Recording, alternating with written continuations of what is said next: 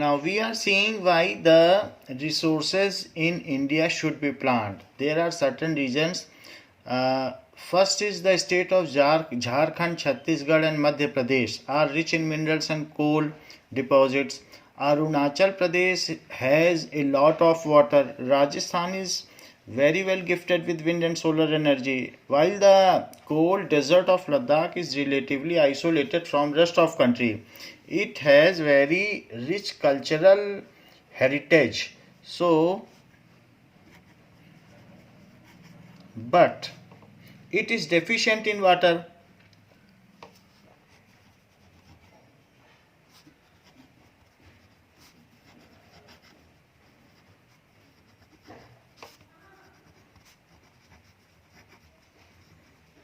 And some vital minerals.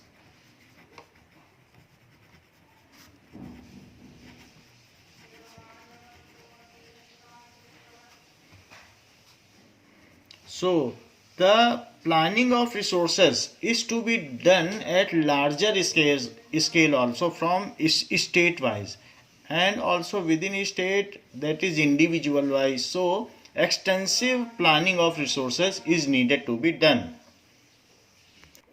We have seen the planning of resources. Now there is one more point, that is conservation of resources. एक तो है resources को हम मिल बांट कर use करें और उसका एंजॉय लें, लेकिन दूसरी चीज़ है हम उसे संरक्षित भी करें. सो उस एस्पेक्ट को ध्यान देने के लिए गांधी जी की नज़र इस पर गई. So conservation of resources. So when the complete world was exploiting resources, Gandhiji was very sensitive about it, the conservation of resources.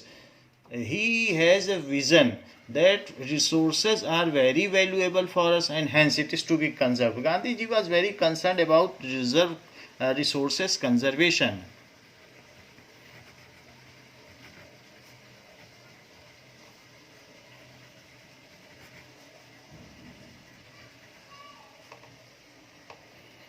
So he was concerned about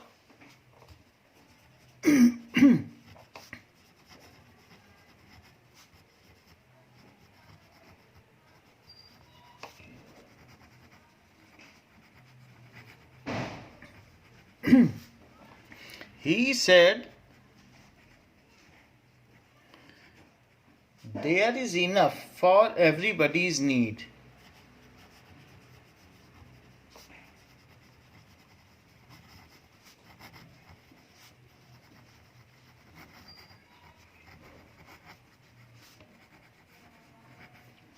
And not for everybody's greed.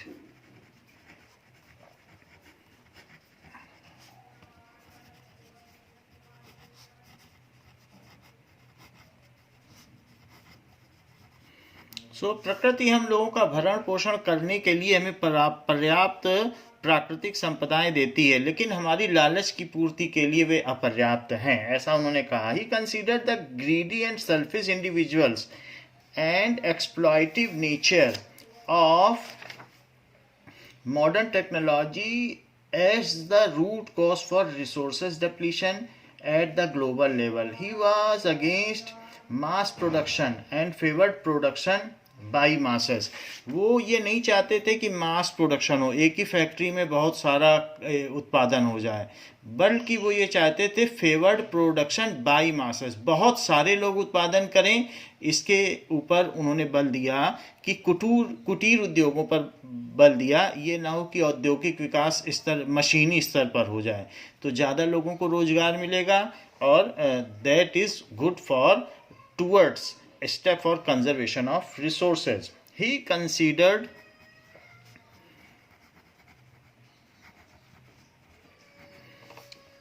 the greedy and selfish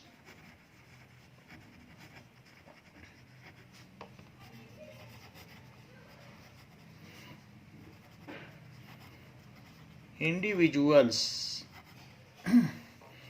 and exploitive nature of modern technology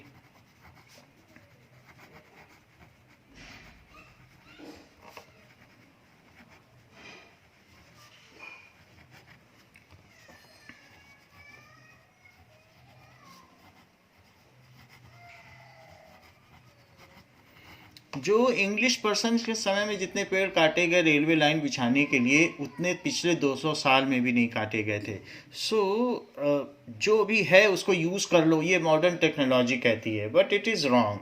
so as the root cause for resource depletion,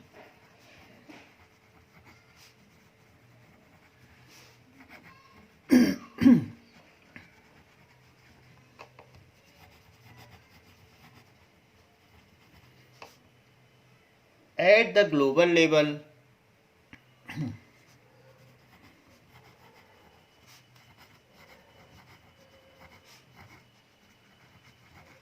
so global level पर, विश्व स्तर पर भी यही reason है कि resources deplete हो रहे हैं। He was against mass production, so he was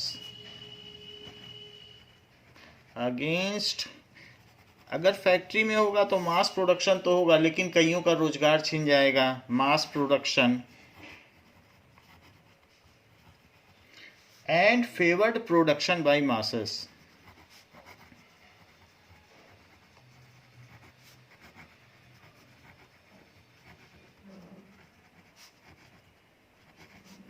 तो इसके पहले हमने ये देखा रिसोर्सेस प्लानिंग कैसे की जाए, अब हम ये देख रहे हैं रिसोर्स का कंजर्वेशन कैसे किया जाए, प्राकृतिक संपदाओं का संरक्षण किस प्रकार से हो। Now resource planning in India is a complex process which involves, resource planning में इतना आसान नहीं है इंडिया के लिए। Resource planning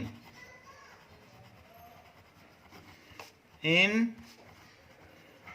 India is a complex process। कैसे कॉम्प्लेक्स है? As it involves surveying, mapping and qualitative and quantitative estimation and measurement of resources। कहाँ कितना रिसोर्स है और किसको कितना चाहिए, तो कितना है और कहाँ कहाँ कितना चाहिए, ये सब कुछ हमें करना होगा मैपिंग से, सर्वे करके। So it involves, which involves surveying, mapping and qualitative and quantitative estimation।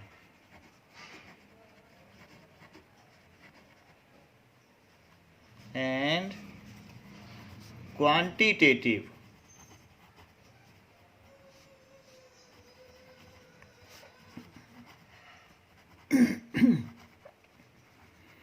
estimation and measurement of resources।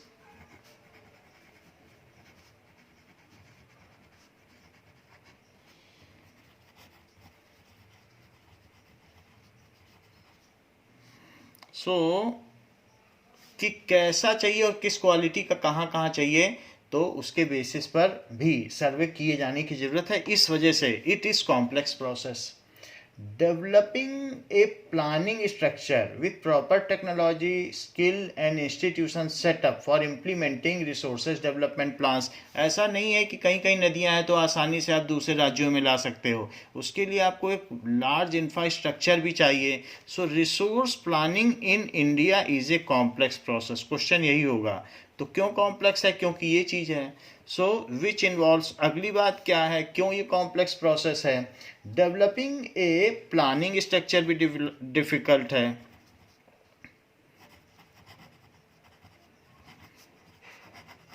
उस प्लान को एग्जीक्यूट भी करना है। Developing a planning structure with proper technology. अगर पंजाब में पानी है तो राजस्थान में भी चाहिए, तो कैसे पहुंचाया जाए? Technology and skill and institutional setup.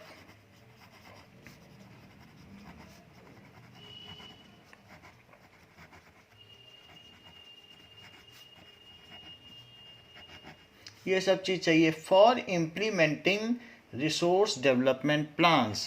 For, अब आपने सर्वे कर लिया तो अब उसको इम्प्लीमेंट करोगे। Implementing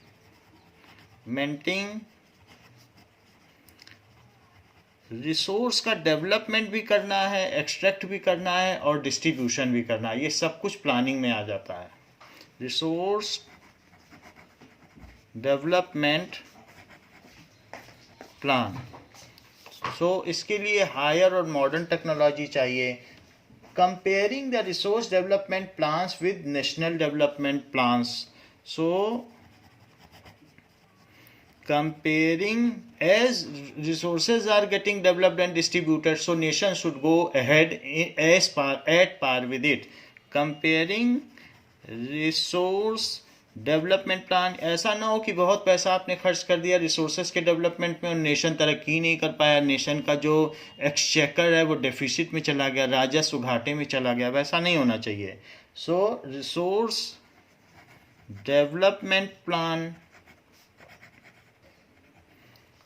with national development plan, both should go hand in hand with national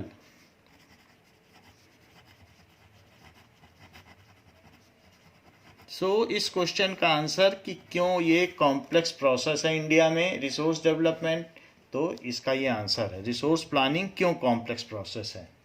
next is हमारे इंडिया में लैंड रिसोर्सेज में क्या क्या चीजें आती हैं। So land resources comprise of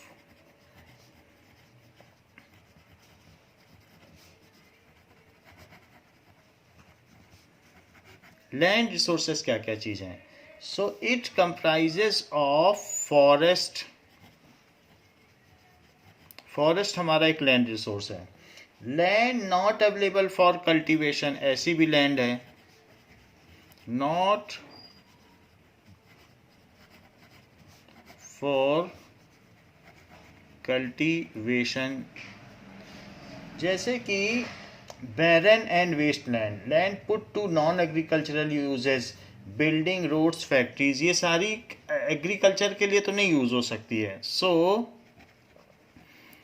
barren and waste land, जिस पर कूड़ा करकट डाला जाता है, तो waste land। land occupied with buildings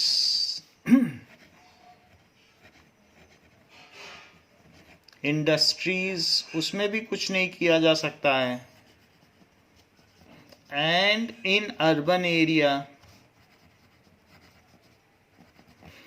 शहरी इलाकों में तो कहाँ खेती कर पाओगे, वो पूरा भीड़ भाड़ का एरिया है। तो इस तरीके से ये सब कल्टीवेशन के लिए नहीं यूज किया जा सकता। ऐसी भी एक लैंड का प्रकार है। Next is the fallow lands.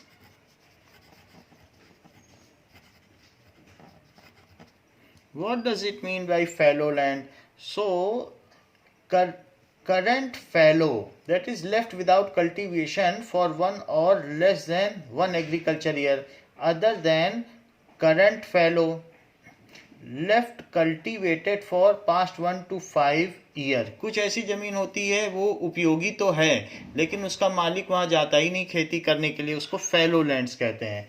सो एक करंट फैलो होती है और एक अदर देन करंट फैलो, दो तरीके की फैलो लैंड होती है कि अभी अभी उस पर खेती करना छोड़ा गया है तो उसको फिर बहुत तैयारी की जरूरत करनी पड़ेगी, आसानी से खेती नहीं हो सकती है। सो करंट फैलो, उसको प्रिपेयर करना पड़ेगा। सो लेफ्ट without cultivation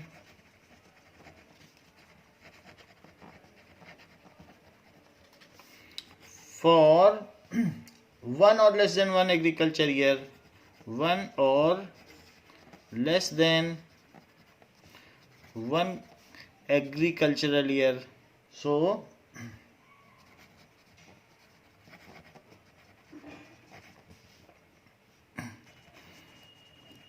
एक साल के लिए छोड़ा गया। और दूसरी चीज है अदर देन करंट फैलो। वो कौन सी जमीन है? Other than current fallow. सो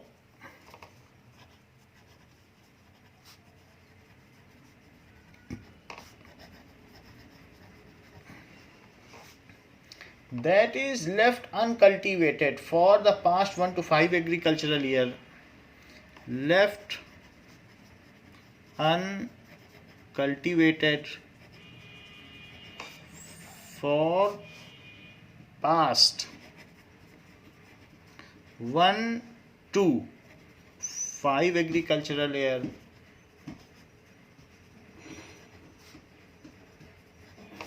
सो इस तरीके की लैंड वो भी एक तरीके से है तो फर्टाइल, लेकिन उसका यूज़ नहीं किया जा रहा, तो उसको फैलो लैंड कहेंगे। एक हमने देखा बैरन लैंड, एक देखा फॉरेस्ट, एक देखा fallow land.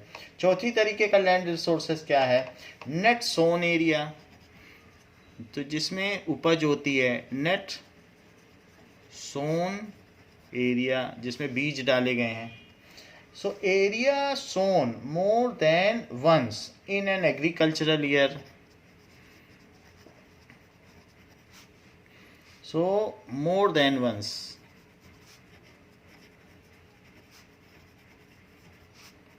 In an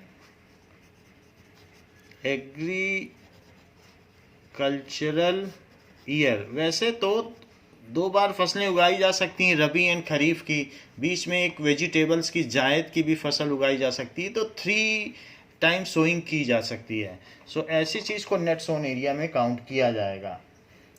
plus net sown area is known as sown for more than once in an agricultural year is known as gross cropped area.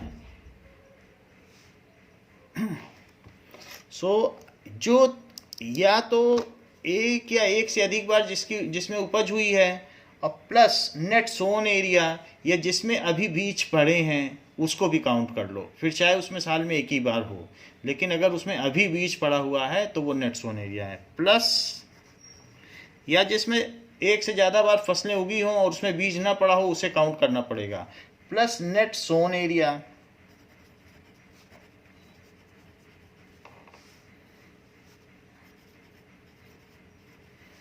is known as gross cropped area, is known as gross cropped, यानी उसमें माना जाएगा फसल उग रही है। तो ऐसी एक लैंड होगी। तो हमने देखा 4 तरीके की लैंड है। एक ग्रॉस क्रॉप्ड एरिया हो गया, एक फैलो लैंड हो गया, एक बैरन लैंड हो गई या वेस्ट लैंड हो गई, और चौथा हो गया फॉरेस्ट। ये 4 तरीके के लैंड रिसोर्सेस हो सकते हैं। The use of land is determined by physical factors, कि वहाँ का टोपोग्राफी क्या है, उसके आसपास माउंटेन है कि रिवर है कि क्या है, क्या सैंड ड्यून्स तो नहीं है, एंड क्लाइमेट कैसा है, सॉइल का टाइप कैसा है, क्या ये एसिडिक तो नहीं है, एसिडिक है तो चाय कॉफ़ी पैदा होगा। तो इस तरीके से हमें देखना होगा। और ह्यूमन फैक्टर्स में भी डिटरमाइन होता है कि पॉपुलेशन डेंसिटी क्या है, तो वो एक्सटेंसिवली उस ज़मीन को यूज़ कर लेगी। सो पॉपुलेशन डेंसिटी, टेक्नोलॉजिकल कैपेबिलिटी से भी लैंड का यूज़ हो सकता है, एंड कल्चर एंड ट्रेडिशन के हिसाब से वैसी फसलें वहाँ उगाई जाएंगी। So that is the use of land is determined by. नई चीज़ कही जा रही है कि यूज़ ऑफ लैंड, इसके 2 फैक्टर हैं। इज़ डिटरमाइंड बाई, कौन कौन से 2 फैक्टर हैं? Physical factors and human factors. That is physical factors and human factors. Physical factors include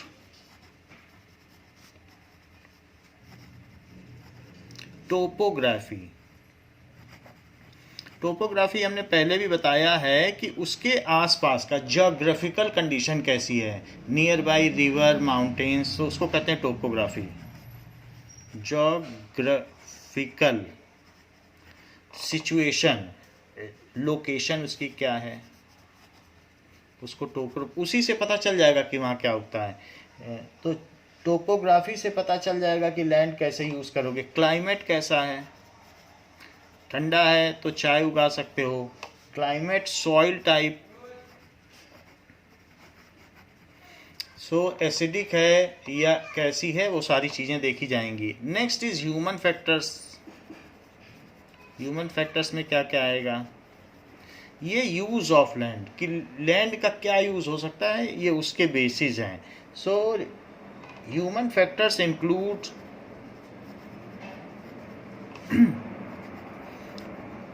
population density, तो उस ज़मीन के कई हिस्से हो जाएंगे, क्रॉप यील्ड कम भी हो सकती है। टेक्नोलॉजिकल कैपेबिलिटी वहाँ के लोगों की क्या है,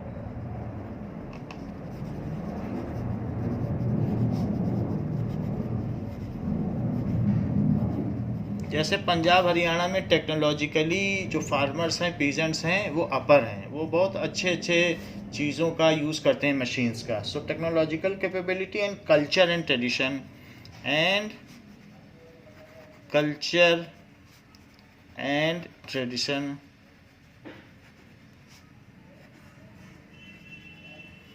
so these all are included for any kind of cultivation. So ये हमने देख लिया कि यूज ऑफ लैंड कैसे डिटरमाइंड होगी, दो फैक्टर। तो ऐसा क्वेश्चन आएगा तो हम कर सकते हैं। Now total geographical area of India is 3.28 million square kilometre. Total हमारे पास इतना एरिया है land. Total geographical area of India is 3.28 into 10 to the power 6 square kilometre, यानी 3.28 मिलियन स्क्वायर किलोमीटर हमारे पास एरिया है। Steps to create awareness about conservation of resources. हम ऐसा क्या कर सकते हैं लोगों में कि लोग वेस्ट ना करें रिसोर्सेज को, ये क्वेश्चन बनता है। Steps to create awareness about conservation of resources.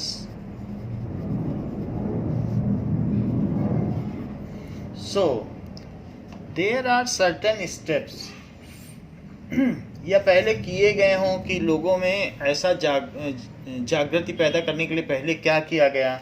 So for the first time in 1968 the club of Rome supported resource conservation at the international level for the first time.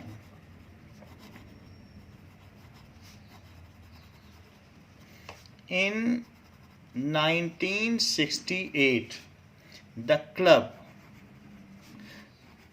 सो 1968 में किया गया। उसके पहले ही हम 47 में आज़ादी पा चुके थे और उसके पहले ही गांधी जी का विज़न था कि रिसोर्सेज का कंजर्वेशन होना चाहिए। सो आप देख सकते हैं कि उन्होंने सबसे पहले रिसोर्स के कंजर्वेशन के बारे में सोचा और बहुत कुछ लिख दिया था, जबकि वर्ल्ड उसके बारे में अनअवेयर था। तो first time in 1968 the club of Rome supported resource conservation.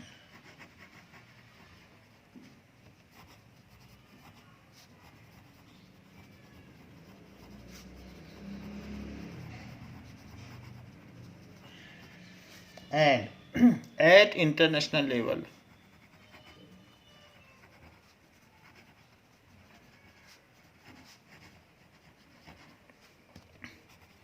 फिर इसके बाद 1974 Gandhian philosophy was presented by Schumacher in his book small is beautiful.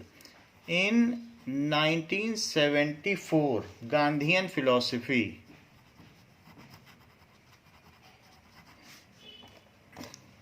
कि कुटीर उद्योग ज़्यादा सुंदर है, सबसे उन्होंने ये बताया। Gandhian philosophy was presented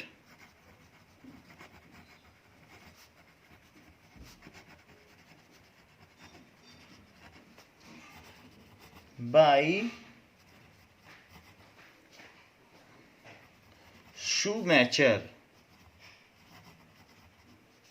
in his book Small is Beautiful।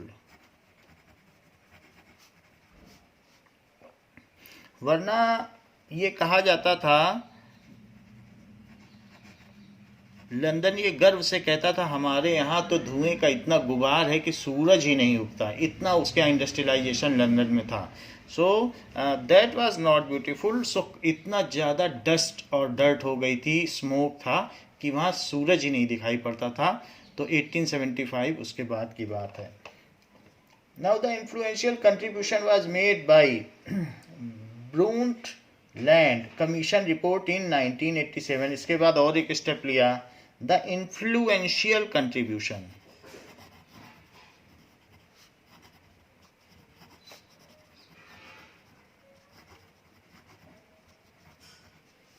was made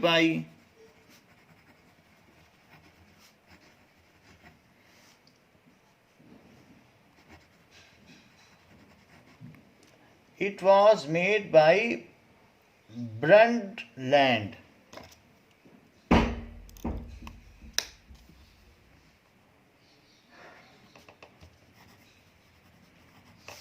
ये चीज कब की गई? इन्होंने अपनी रिपोर्ट दी थी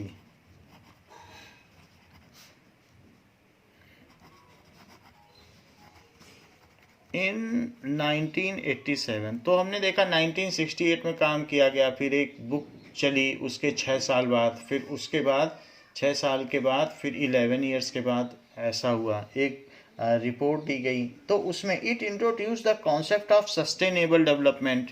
इट इंट्रोड्यूस्ड द कॉन्सेप्ट, जिसके बारे में गांधी जी ने पहले ही कह दिया था कि सतत पोषणीय विकास होना चाहिए। द कॉन्सेप्ट ऑफ ऐसा विकास जो लंबे समय तक चले और रिसोर्सेज यानी प्राकृतिक संपदाओं का दोहन अंधाधुंध न किया जाए। कॉन्सेप्ट ऑफ सस्टेनेबल डेवलपमेंट, जिसको हम सस्टेन कर सकें, इस गति से हो। डेवलपमेंट काफ़ी लंबे समय तक सस्टेन कर सकें। Which was later published in the book our common future. Which was later published in the book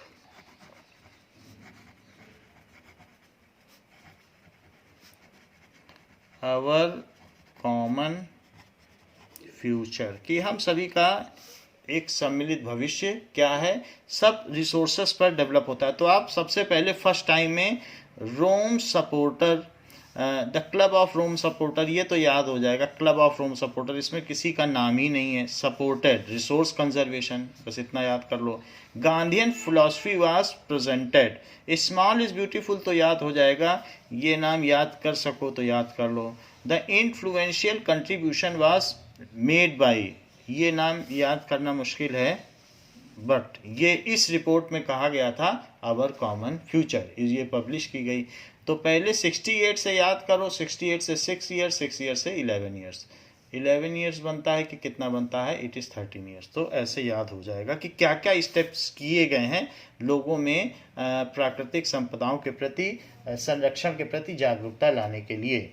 now land resources, so land supports natural vegetation, wildlife, human life, economic activities, transport and communication system.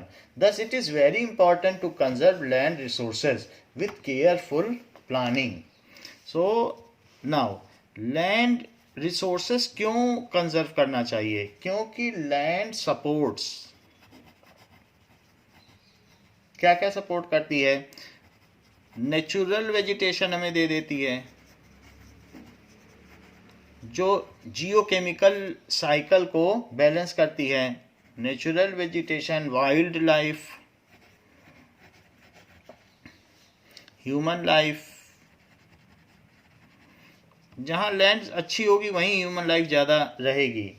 Economic activities भी इसी पर based होती है, बहुत लोगों का खर्चा पानी चलता है। इकोनॉमिक एक्टिविटीज़, ज़्यादातर इंडस्ट्रीज उसी जगह पे होंगी। ट्रांसपोर्ट एंड कम्युनिकेशन सिस्टम,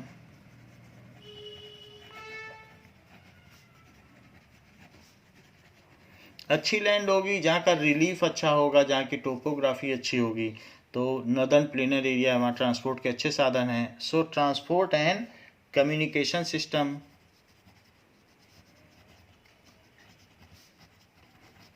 तो लैंड रिसोर्सेज को भी सपोर्ट करते हैं।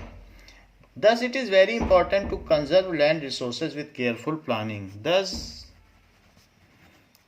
it is very important to support, to conserve land resource with careful planning.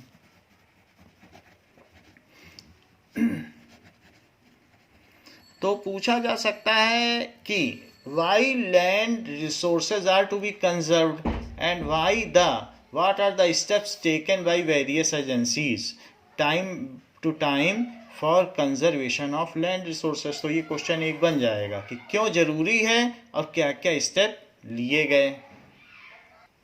Next is land degradation and conservation measures. हमारी ज़मीन क्यों डिग्रेड हो रही है, उसकी क्वालिटी अच्छी नहीं है, क्यों ऐसा है। So land degradation and conservation, उसके लिए क्या स्टेप्स लिए जाएं। Conservation measures, what are the causes for land degradation and what are the various steps which can be taken to conserve or to check this degradation। तो ये question बनता है। now human activities such as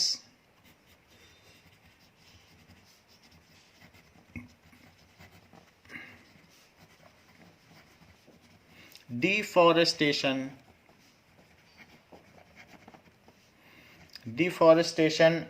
overgrazing, excessive farming,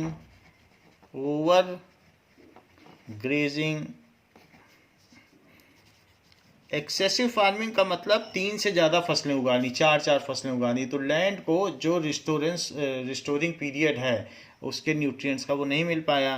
सो excessive farming आपने कर ली है, ज़रूरत से ज़्यादा, सॉइल को भी रेस्ट चाहिए।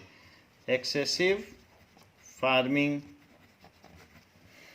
और ओवर ग्रेजिंग भी हो सकता है। Mining have contributed significantly in land gradation and mining, जहाँ माइनिंग होती है तो वहाँ इतने धूल के गुबार और कोयले के गुबार उड़ते हैं कि आसपास के ज़मीन, पेड़ पत्ते सब पे धूल छड़ जाती है। Have contributed significantly, have contributed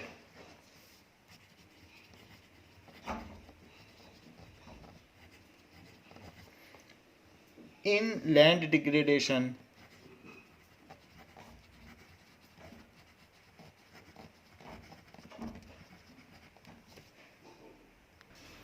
so these are the reasons for land degradation। improper farming भी हो सकती है, crop rotation नहीं किया वो भी reason हो सकता है। so these are the various reasons which are the causes of land degradation। so what steps can be taken towards improvement of quality of soil or the upgradation of land। so ways to solve the problem of land degradation,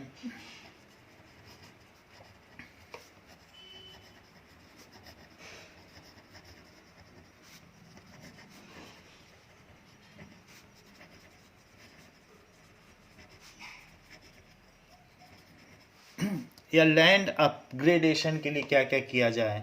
सो पहला है afforestation.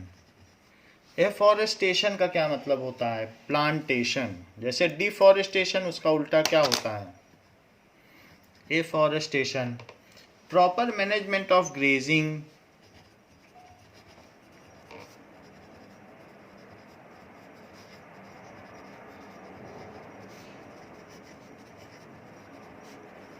तो grazing field कई होनी चाहिए। एक जगह grazing कराई, फिर उसको कुछ समय के लिए छोड़ दिया जिससे उसमें पास्चर उगता चला जाए, तो फिर उसको बाद में या शोरगम उग जाए, चारा उगाए, फिर उसके बाद फिर से उसको यूज़ करें, थोड़े दिन के लिए छोड़ना चाहिए।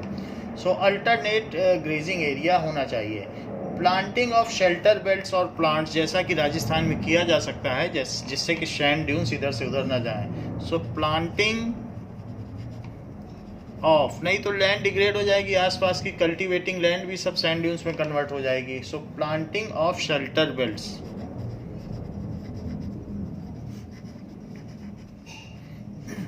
Of plants. इसके अलावा कंट्रोल ऑन ओवर ग्रेजिंग,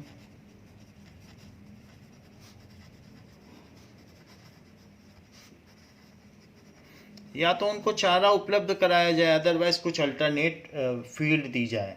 सो ये चीज़ की जा सकती है। प्रॉपर मैनेजमेंट भी है और ओवर ग्रेजिंग को रोकने के लिए कुछ कदम उठाया जाए। Stabilisation of sand dunes by growing thorny bushes,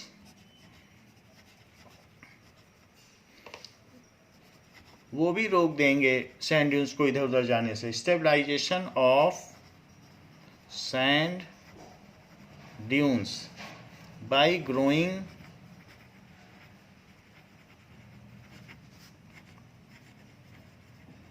बबूल, कीकर, ऐसा कुछ उगा सकते हैं, bushes. Proper management of waste land,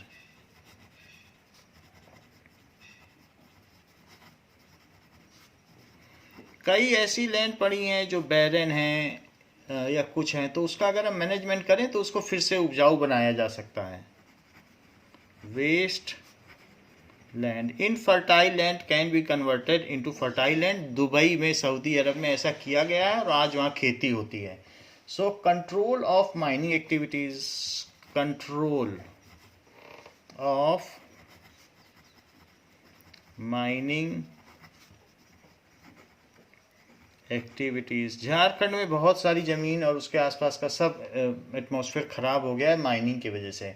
proper discharge and disposal of industrial effluents and waste after treatment, कई बार जो इंडस्ट्रियल एफ्लुएंट्स है वो लैंड पर इधर उधर फेंक दिया जाता है, तो वो सारी आसपास की ज़मीन ख़राब हो जाती है, या वो अंडरग्राउंड भेज दिया जाता है, तो उसके पानी से जब लैंड की सिंचाई होती है तो वो डाउनग्रेड हो जाती है। तो ऐसा नहीं होना चाहिए, उसको एफ्लुएंट्स को सही ट्रीटमेंट के बाद जो वाटर रिसोर्सेज हैं या वाटर बॉडीज़ में छोड़ना चाहिए। So proper discharge and disposal of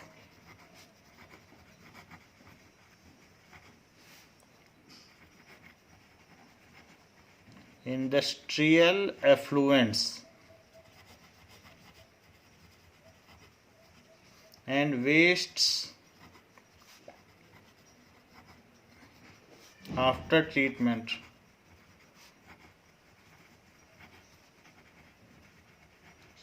इसका सही तरीके से डिस्पोजल होगा, तो नहीं तो अंडरग्राउंड वाटर से सिंचाई होगी और वो लोग या तो वो ऐसे भी छोड़ देंगे तो आसपास की लैंड खराब हो जाएगी, ज़मीन के अंदर डालेंगे तो उसी पानी से लोग सिंचाई करेंगे तो ग्राउंड एसिडिक हो जाएगा। तो ये सब चीज़ें हमें ध्यान देनी होंगी। All these measures can help to upgrade land and water degradation. All these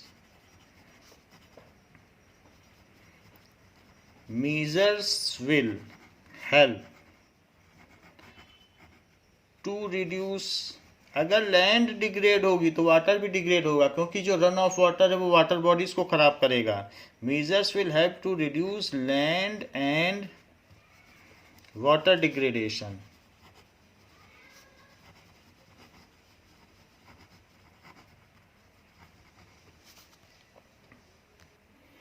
now there are some definitions.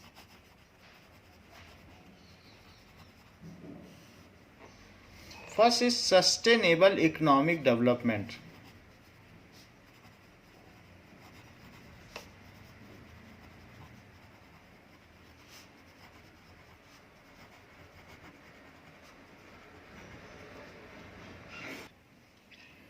It means development should takes place without damaging the environment.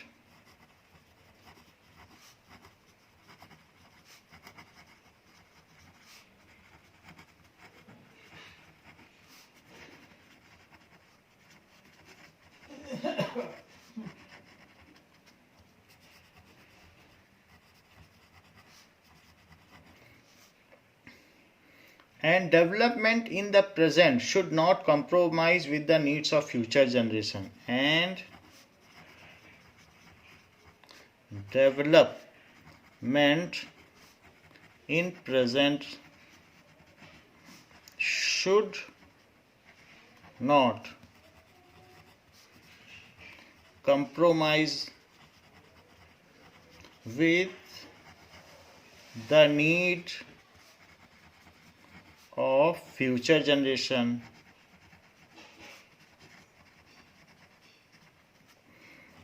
हम लोग पॉपुलेशन बढ़ाते चले जा रहे हैं, पॉपुलेशन डेंसिटी बढ़ती जा रही है, तो उनके यूजेस भी कितने ज़्यादा होंगे, उनके लिए कितने रिसोर्सेज चाहिए होंगे, और हम रिसोर्सेज को भी तेज़ी से डिप्लीट करते जा रहे हैं, तो दोनों ही गलत काम हो रहे हैं। तो ऐसे केस में जो सस्टेनेबल सतत पोषणीय आर्थिक विकास की जो अवधारणा है उसमें इस रेट से आपको यूज़ करना है, should be takes place without damaging the environment.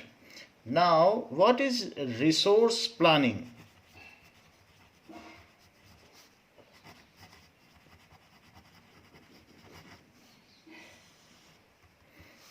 The widely accepted strategy for cautious use of resource is known as resource planning.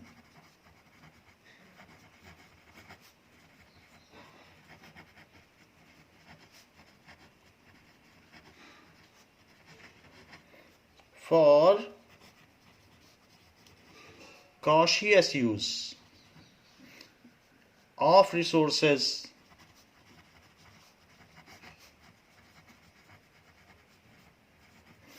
is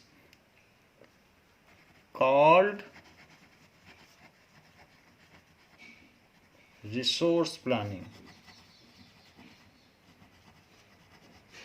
So उसको resource planning कहेंगे। Next is gross cropped area. So कुल उपजाऊ जमीन को कहते हैं gross cropped area. So area sown more than one in an agricultural year. Area sown more than one agricultural. So area sown more than once. एक agricultural year में एक से ज़्यादा बार, तो उसमें 3 फसलें होती हैं, तो एक से ज़्यादा बार यानी 2 बार उसमें कुछ न कुछ उगाया गया हो। So more than once in an agricultural year, और plus net sown area,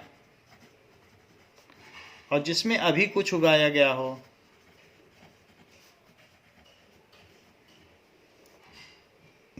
is known as gross cropped area.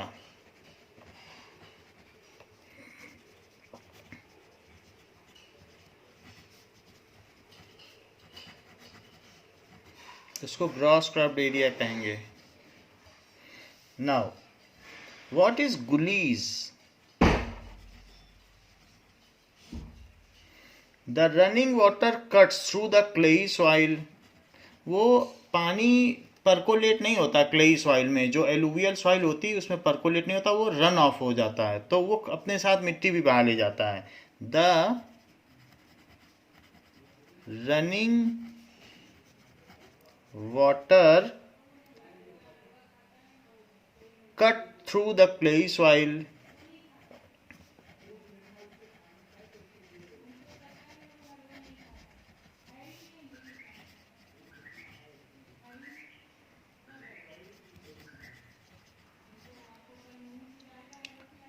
and make deep channels and make deep channels, उसमें गहरे गहरे गड्ढे बना देता है, चैनल्स, नोन एज गुलीज।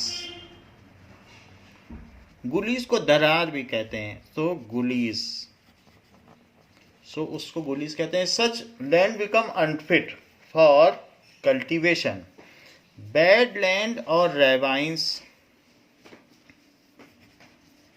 बैडलैंड और ravines, what is it? So due to formation of gullies the land become unfit for cultivation and it is known as badland or ravines. Due to formation of gullies, gullies होने की वजह से, so such is the gullies which is formed by the running of water through clayey lands. तो इस तरीके से वहाँ पर बीच बीच में दरार या गुली पड़ जाती है और इस लैंड को रेवाइन लैंड कहते हैं। और इसमें सिर्फ एक ही ऐसी दरार नहीं पड़ती है, मल्टीपल गुलीज फॉर्म हो जाती है। Due to formation of gullies the land is unfit for cultivation and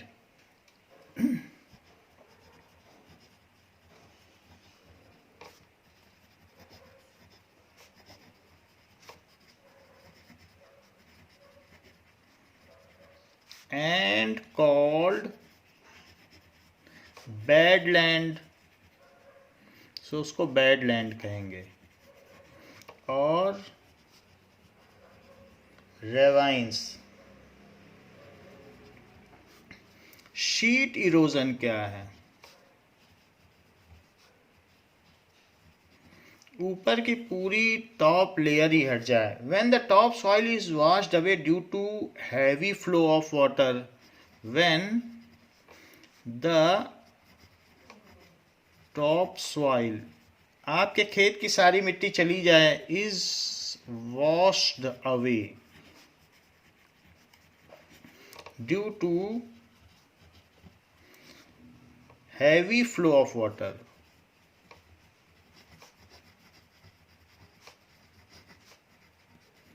flood में ऐसा होता है। Down the slope, down the slope, थोड़ा भी स्लोप होगा तो नाउ इफ देयर इज थोड़ा भी little slope is there, little elevation, then also it will flow the top soil, wash away the top soil down the slope. It is known as sheet erosion. It is called sheet erosion. Wind erosion क्या हो सकता है? कई बार wind जो है top fertile soil को उड़ा ले जाती है। When the top fertile soil blows off due to wind, when the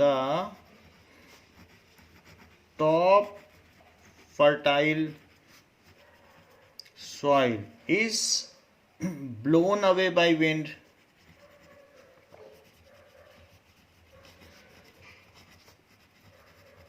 तो उसको विंड इरोजन कहेंगे।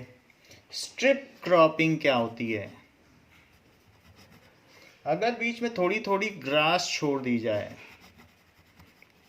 और फिर कल्टीवेशन किया जाए, so larger fields can be divided into strips,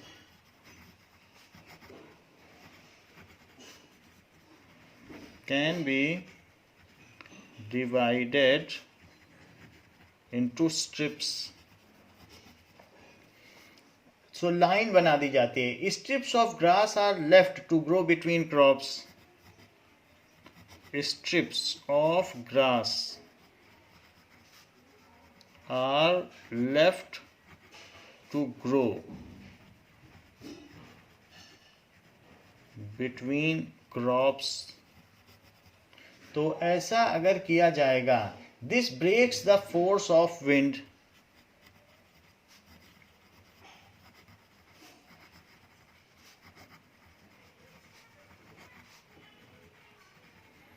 और उसको स्ट्रिप क्रॉपिंग कहेंगे। Now here we are questions from text book.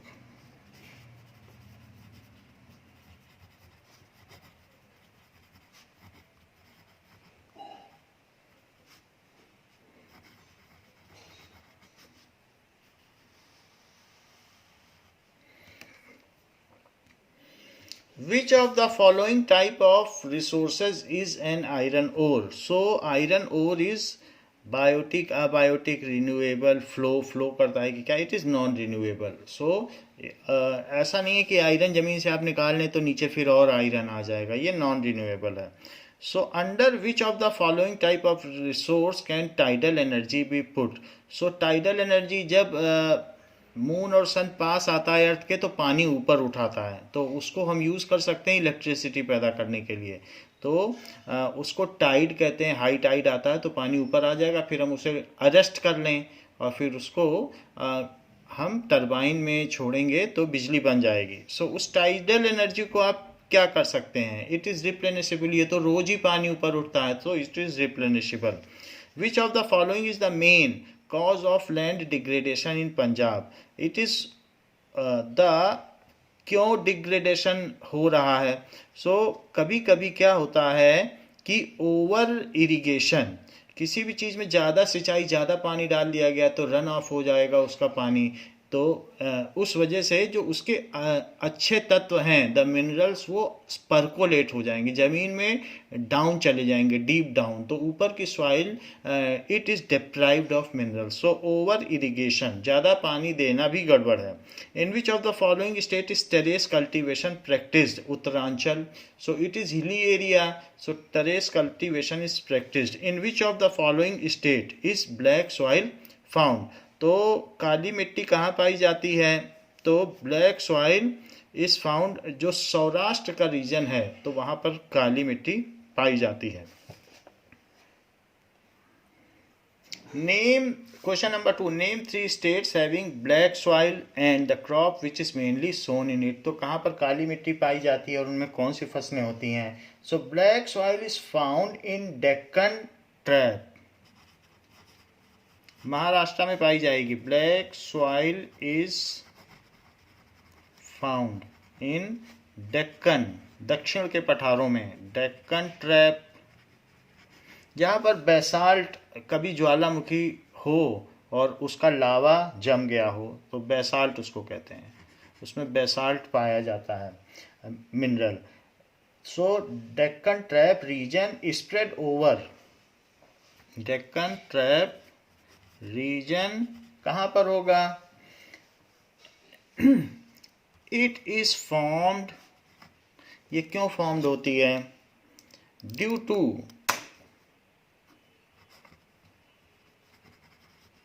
Bye the lava of volcanoes, lava that is igneous rock, igneous rock, आग्नेय चट्टानों से, igneous rocks.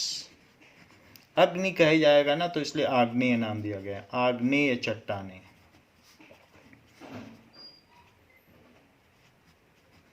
So it is formed by lava of volcanoes.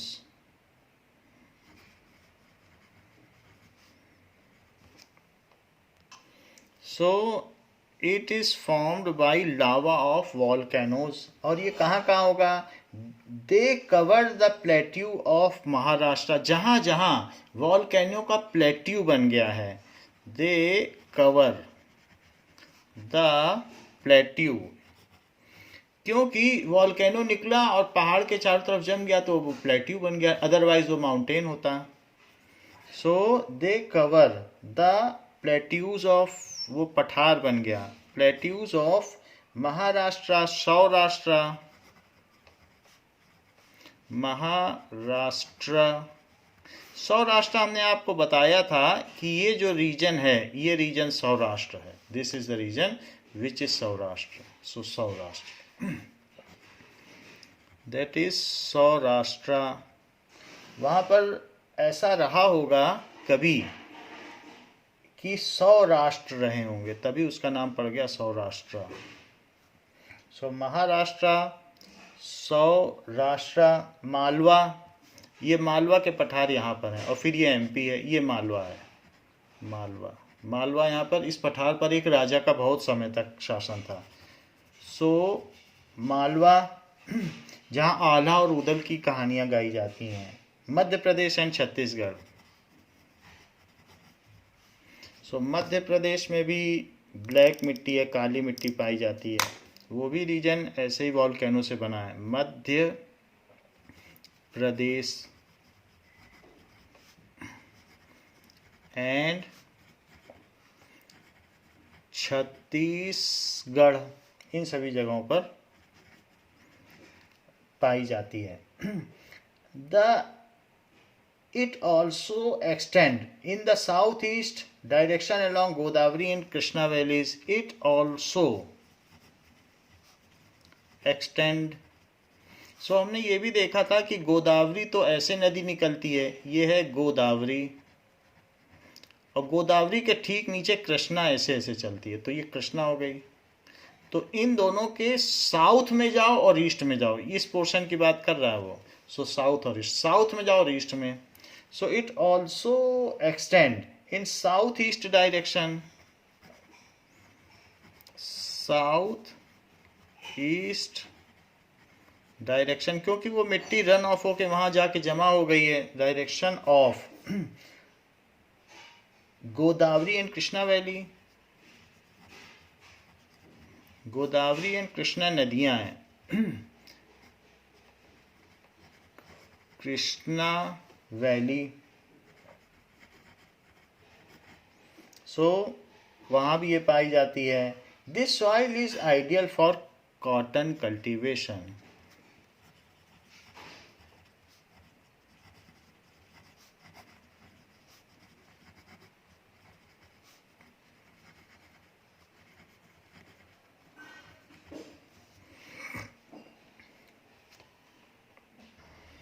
Now, what type of soil is found in river deltas of eastern coast? Delta एक Greek letter है, ये तो delta उसी के नाम पे पड़ा है, ये ग्रीक लेटर है, ग्रीक लेटर डेल्टा। तो ऐसा अगर कहीं ज़मीन बन जाए तो उसे डेल्टा कहेंगे। और रिवर ऐसा इस तरीके का फॉर्मेशन करती है क्योंकि जो रिवर्स हैं वो निगेटिवली चार्ज हैं। जब वो वाटर में, सी में गिरती हैं, ओशन में गिरती हैं या बे ऑफ बंगाल में गिरती हैं, तो वो जो बे ऑफ बंगाल है, जो सी का पार्ट है, वो पॉजिटिव चार्ज है, रिवर निगेटिव चार्ज है, तो इनमें एक प्रेसिपिटेशन हो जाता है। और जो सिल्ट है वो वहाँ जाके जमा होता जाता है, प्रेसिपिटेट होकर न्यूट्रलाइज होगा और एक लार्ज लैंड फॉर्म का निर्माण करता है जो कि डेल्टा के फॉर्म में होता है। So give 3 main features of this type of soil. वहाँ कैसी मिट्टी है और इसके किस तरीके के गुणधर्म हैं। Now we are seeing that it is river delta. ये डेल्टा जैसा दिख भी रहा है, तो जब ये रिवर गिरी बे ऑफ बंगाल में तो ऐसे बहुत सारे डेल्टा वहाँ बन गए। इसमें वाइट टाइगर्स, बंगाल टाइगर्स, ये सुंदरवन के डेल्टा हैं और घने जंगल हैं। तो यहाँ पर एलुवियल सॉइल पाई जाती है, चिकनी मिट्टी पाई जाती है। एलुवियल सॉइल वो होती है जो रिवर्स अपना सिल्ट छोड़ देती हैं दोनों साइड में, तो उसको एलुवियल सॉइल कहते हैं। पूरा नर्दर्न प्लेन इससे बना है और वही ओशन में भी इस तरीके के लैंड फॉर्म का निर्माण करती हैं। और ये जो डेल्टा बने हैं ये एलुवियल सॉइल के हैं। कई बार रिवर डेल्टा जैसे भी दिखते हैं, आप इसमें देखें कि पानी जा रहा है तो जैसे गुलीस का स्ट्रक्चर बन जाता है, तो वैसे वो मिट्टी को काट देती हैं क्योंकि वो पहले से ही एलुवियल है।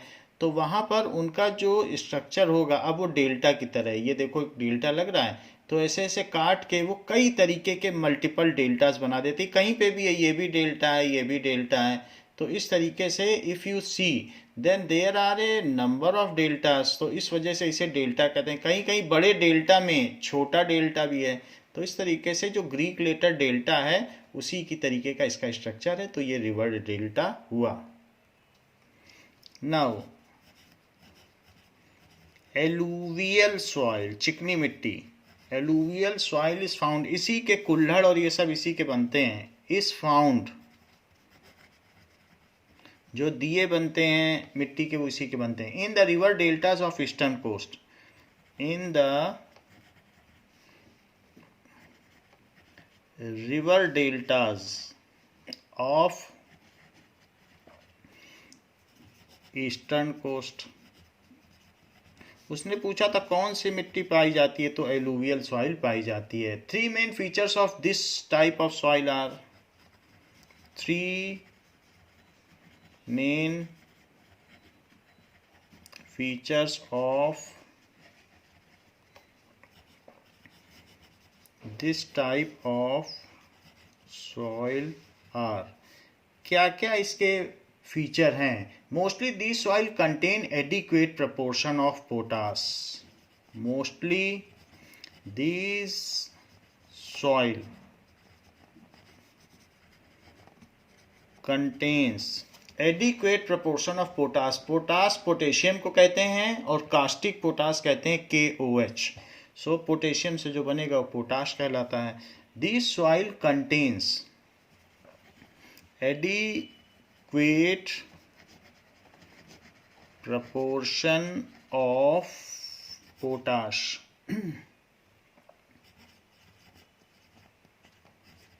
That is potassium,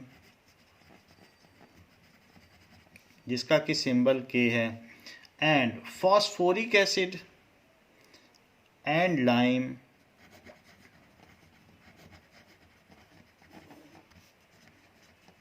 that is H3PO4। तो फॉस्फोरिक एसिड इसको कहा जा सकता है कि इसमें फॉस्फोरिक एसिड भी पाया जाता है, एंड लाइम, इसका मतलब है कि फॉस्फोरस भी पाया जाता है, पोटाश भी पाया जाता है। फॉस्फोरिक एसिड में P है, एंड इसमें लाइम भी पाया जाता है यानी कैल्शियम। तो कैल्शियम के कार्बोनेट्स भी होंगे, एंड लाइम। लाइम का मतलब है कैल्शियम। तो कैल्शियम किस फॉर्म में होगा? CaOH होल ट्वाइस के फॉर्म में जनरली होगा, CaCl2 के फॉर्म में होगा, तो लाइम होगा। तो इसमें कैल्शियम है, लाइम कैल्शियम को कहते हैं। तो ये सारे इसमें मिनरल्स होते हैं। Which are ideal for growth of sugar cane. which are ideal for growth of sugarcane।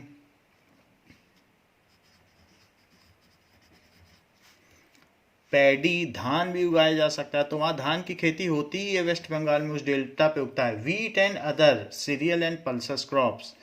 Wheat सारी तो उपज उग गई है, वीट भी उग सकती है, सीरियल, सो पल्स भी उग रही है। सो वीट और सीरियल क्या हो सकता है? दूसरे अनाज जैसे मेज़ ले लो या बार्ली ले लो, और कुछ भी इस तरीके की, रागी, तो ये सब उगाए जा, ज्वार, बाजरा, रागी, ये सब उगाए जा सकते हैं। Wheat and other cereals, and other cereals. Cereals का मतलब होता है अनाज।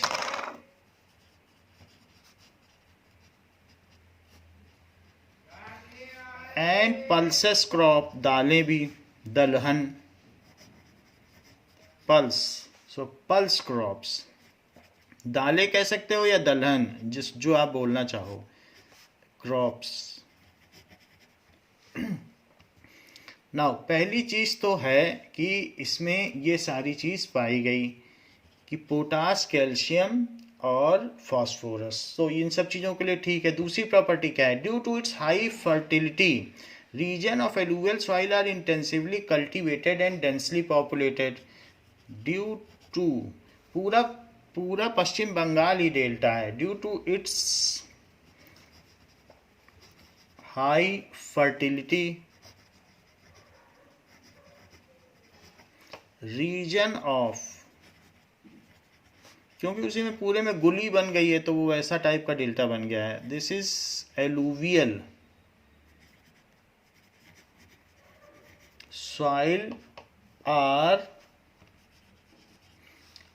Intensively cultivated. इंटेंसिवली का मतलब है एक एक इंच पूरी तरीके से उसका कल्टीवेशन होता है। कल्टीवेटेड एंड डीपली पॉपुलेटेड, और जब फसल ज़्यादा होगी, पानी है, तो पॉपुलेशन भी ज़्यादा होगी। तो ये उस सॉइल की प्रॉपर्टी की वजह से वहाँ पॉपुलेशन है। Soil in the drier areas are more alkaline and can be productive. Soil in the drier area, उसी में अगर कुछ ऊंची जगह है तो पानी के संपर्क में नहीं है, सो ड्रायर एरिया।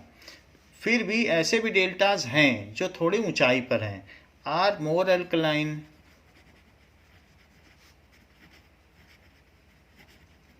डेल्टा ऊंचे भी होते जाते हैं, more alkaline and can be productive after proper treatment and irrigation, क्योंकि उसमें CaOH होल ट्वाइस ज़्यादा होगा। And can be productive after proper treatment, और जो पोटाश है वो भी KOH के ही फॉर्म में होगा, प्रॉपर ट्रीटमेंट एंड इरिगेशन। तो इस तरीके से हम उसका यूज़ कर सकते हैं। तो एक लो लाइंग एरिया है वो तो ऐसे ही है, उपजाऊ है, लेकिन हाई एरिया का भी ठीक तरीके से ट्रीटमेंट किया जाए, कोई एसिडिक मैन्योर डाला जाए, मैन्योर डालो, मैन्योर तो एसिडिक होता है तो उसमें फिर आप उपज कर सकते हो, या एसिडिक फर्टिलाइज़र डाल दो तो एल्कलिनिटी चली जाएगी, pH 7 पे आ जाएगा और इस पर फसलें उगाई जा सकेंगी। What steps can be taken to control soil erosion in hilly areas? In hilly areas, soil erosion can be controlled by, in hilly areas, soil erosion can be controlled, क्योंकि हिली एरिया में तो मिट्टी चली जाएगी, उसकी sheet erosion हो जाएगा, ऊपर की पूरी लेयर ही चली जाएगी, तो कैसे उसे बचाएं? Controlled by ploughing across contour line, तो पानी नीचे बह रहा है, ये कंटूर लाइन है, हम इसके अक्रॉस में, तो ploughing across contour line,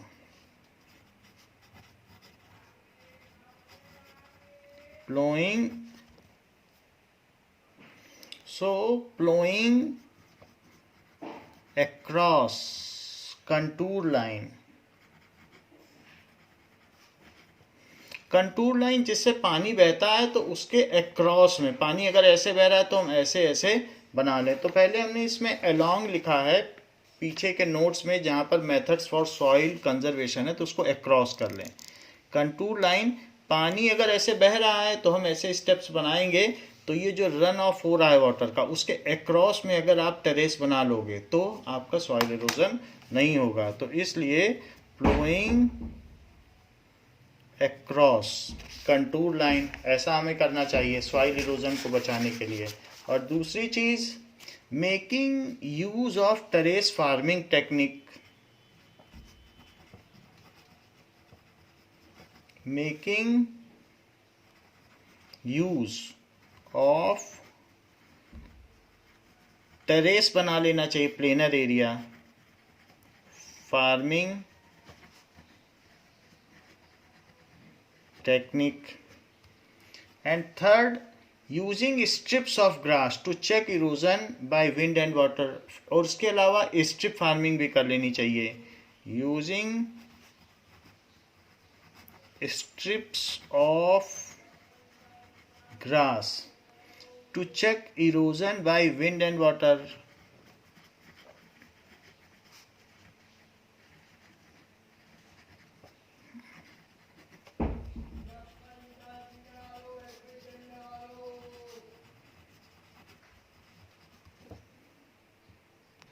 now this is the figure for terrace farming, कि हमने ऐसे टेरेस जैसा बना लिया, जैसे छज्जा होता है घर में, सो ऐसे टेरेस बना लिया प्लेनर एरिया में, तो ऐसे मिट्टी रन ऑफ नहीं करेगी।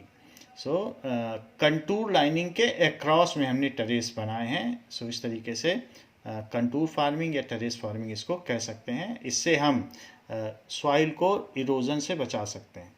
So we have seen that in hilly areas, plowing across contour line, making terrace, using strips of grass, 3 methods हैं जिससे कि हम सॉइल इरोजन या मृदा अपरदन से इसको अपनी ज़मीन को बचा सकते हैं।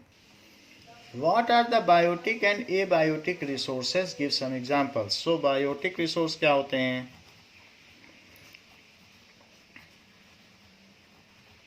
That is एनिमेट, एक होता है इनएनिमेट, और जिसमें जान हो तो बायोटिक हो गया। Resources that are obtain from biosphere, resources that are obtained from biosphere,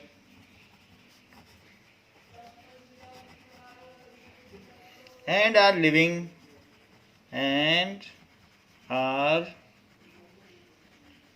living such as human being,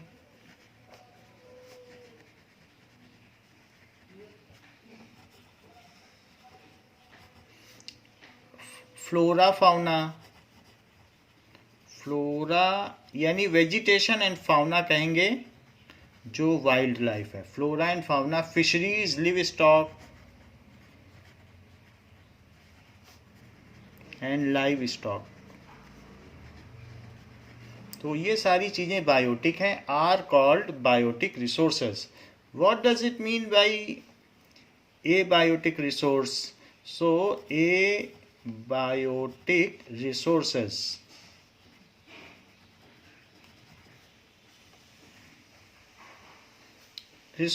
that comprise non-living things, resources that comprise non-living things such as rock and metals,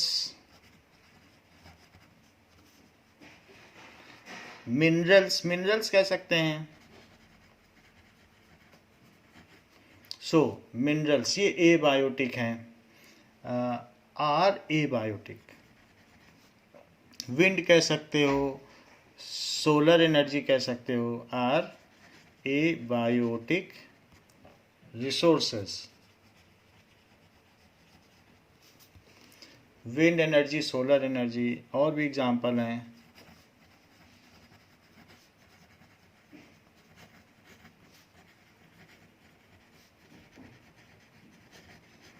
fossil fuel भी इसी में आ जाएगा। सो ये ए biotic है, जिनमें जान नहीं है, दोज आर ए बायोटिक।